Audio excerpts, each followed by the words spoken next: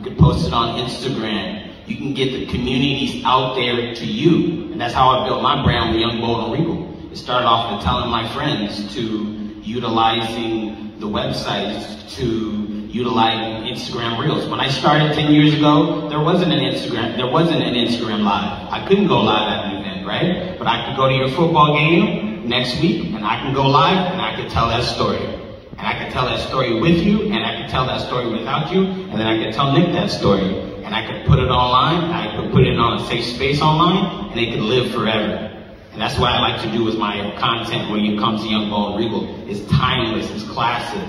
So you gotta treat yourselves as documentarians, as documenting your own story and using everything as leverage, right? We're your leverage. You guys have incredible stories that we wanna tell, but you gotta reach out to us. You gotta have the action, you gotta have the words, and you gotta be able to do the work to reach out to us and let us know so we can evolve you, so we can have these stories and continue to tell these stories 5 years, 10 years, 30 years later, because that's history right there. So we gotta continue to document it, as well as focusing on what your brand is. What do you want the mission to be when it comes to your story? What do you want people to feel, right? I always tell people have to feel your story.